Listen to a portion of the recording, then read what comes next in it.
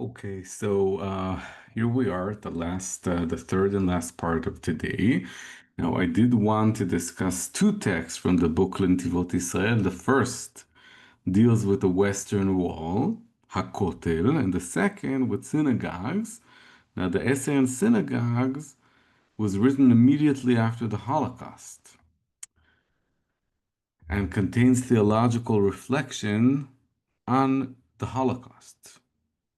Through this essay, we can learn a great deal about Rabbi Zvi Yehuda Kook's conception of exile and redemption, individual and the collective, and also his view of divinity. Since we do not have enough time today, I will have the discussion on the Holocaust for our next session. In other words, next week we will do two things. We will talk about Rav Tzvi Yehuda and the Holocaust, and we will study his speech at Yeshivat Merkaz Rava on Independence Day 1967, on the eve of the Six-Day War, and the impact of that speech on the experience of the war and on the explanations regarding its outcomes. Okay, so for now, we will focus on a single text entitled Me'achar Kotleinu, behind our wall, alluding, of course, to the essence of the wall. Also says about מי הוא זה ניצב אחר כותלנו, משגיח מלחלונות, מציץ מן החרקים. Yeah, the Messiah standing behind our wall. So here he speaks about the wall is the Western Wall. So the essay is written in 1936, 1 year after his father passes away, and it opens with the words, "As Israel is in the soul, in the human being, so is the wall in the world, in the land." From a historical perspective, the essay was written at a time when Jews were still praying at the Western Wall. This continued until 1947, when the wall, conquered by the Jordanians during the war, was out of Jewish hands until 1967. So for 20 years, Jews were denied of any access to the Western Wall. But here, when Rav Zvi Yehuda Kook is writing the essay in 1936, Jews are still praying at the Western Wall, and Rav Zvi Yehuda, of course, is speaking in years when there are clashes between Arabs and Jews over the wall, especially in the 1920s. So Jews were forbidden to bring chairs or benches to the wall, and the sounding of the shofar was prohibited. The passage, the text, the article of Rav Tzvi Yehuda is highly literary. The Western Wall is described both in its physicality and its symbolism. It carries historical, spiritual, cultural weight. Rav Tzvi Yehuda depicts it as standing upright and strong, facing its God. The wall undergoes personification. There's personification.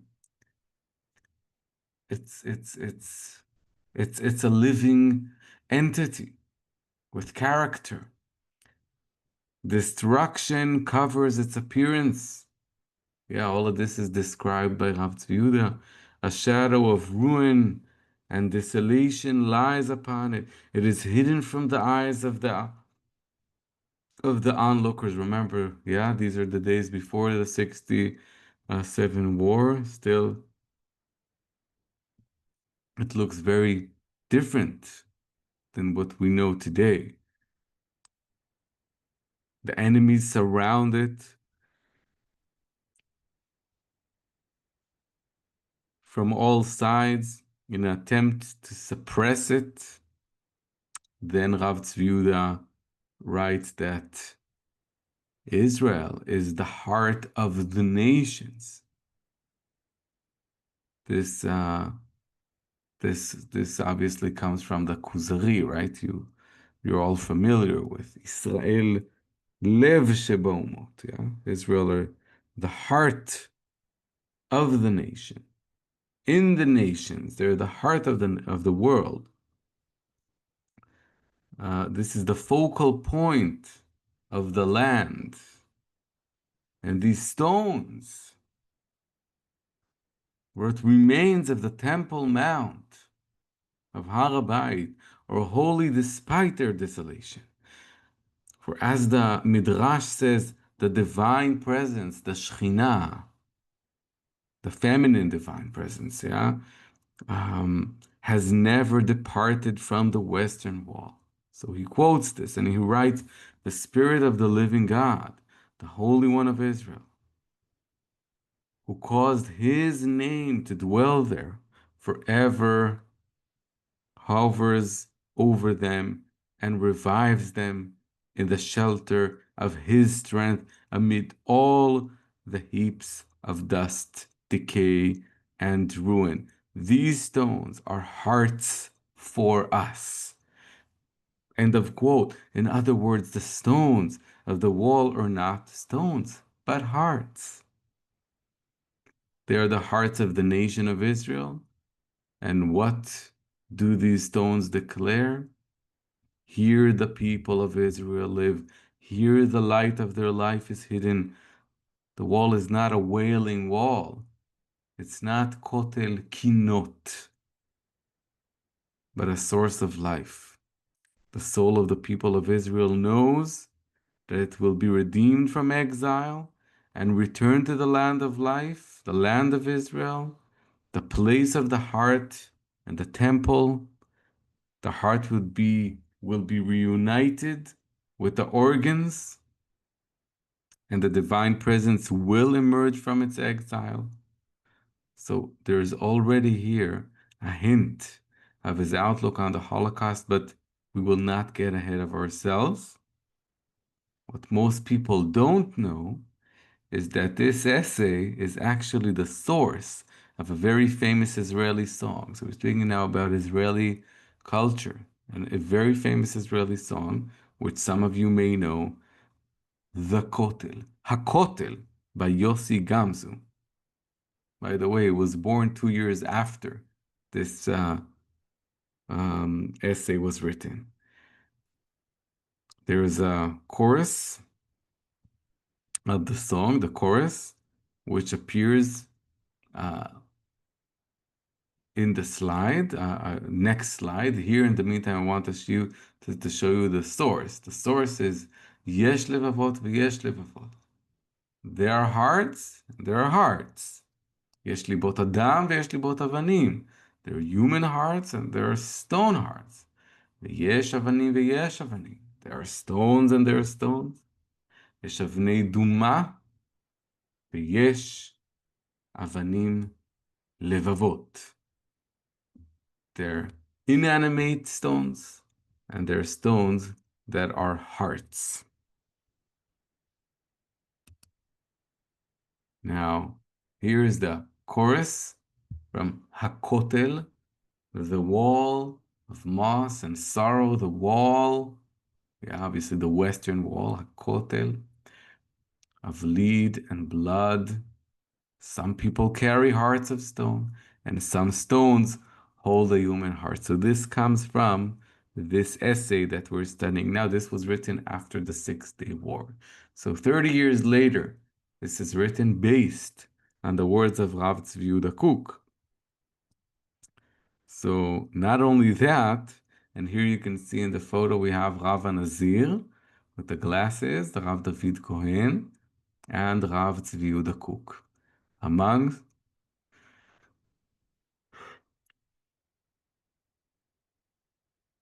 amongst the soldiers on the day of you know of this in the 6 Day War, and the day that they reached the Western Wall. The day they reached the Western Wall, um, and the song not only has this chorus, but also Rav Zvi Yehuda himself is referenced through, not by name, in the song. The final verse of the song reads, "An elderly rabbi stood," yeah, here we have both English and Hebrew, "עמד מול הכותל עמנו, הרב הישיש בתפילה.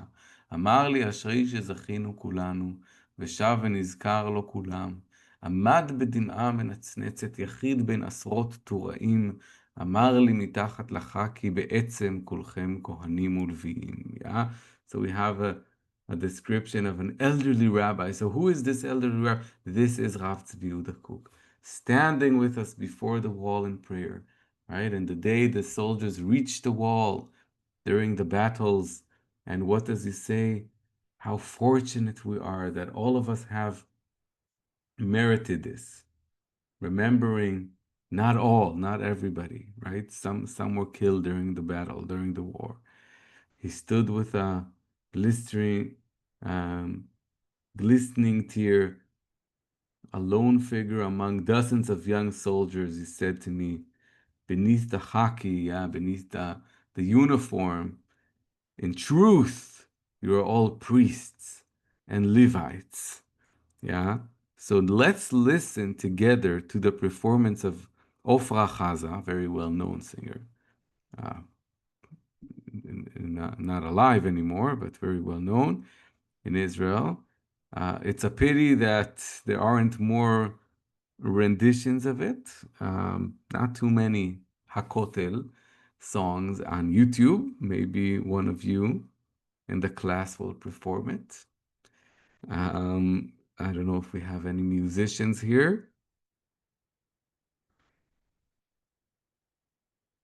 The song became part of Israeli canon, the Kotel, and the message of Rav Zvi Yehuda that the military uniform itself is like the garments of the priests, garments of holiness, was indeed spoken by him, as we will see later.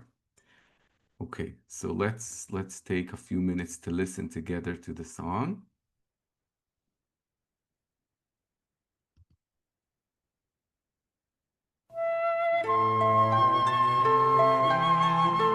Won't listen to all of it. Let's listen to 1 or 2 minutes.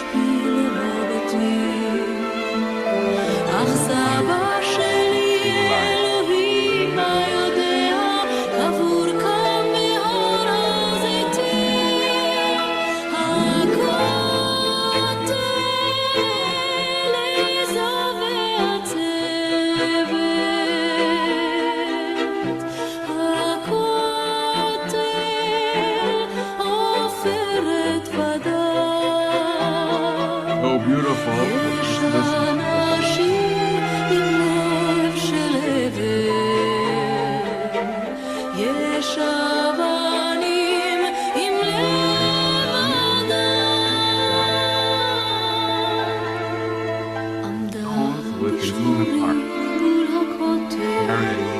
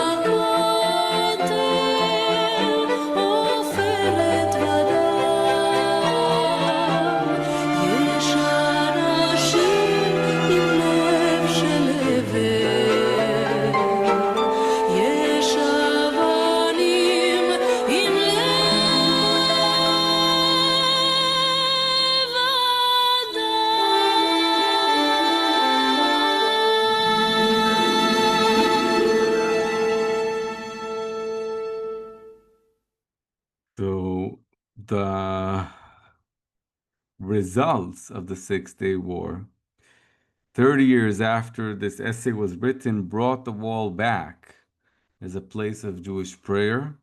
And Rav Zvi Yehuda arrived there on that very day together with the soldiers.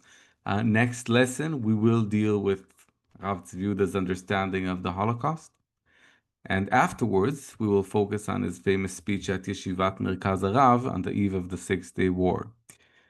Okay, we're getting closer to Gush Emunim, guys. Ladies and gentlemen, his students regarded it as a prophetic address. We will listen to a recording of it, read it together, and examine how it influenced the atmosphere at Merkaz Harav and the emergence of Gush Emunim. Now, last request is that if there's any requests that you have, any comments, any insights about the course, please don't wait until it ends, but reach out to me already during the course. I would like to know as we go, just how do you feel about the pace, about the content, about things you think we should give more time to or less time. So I'm here for you. So I'll try to be as flexible as I can. And I cannot wait to see you all in the discussion room. Laila Tov from Southern Israel. And I'll see you soon, everybody. And להתראות.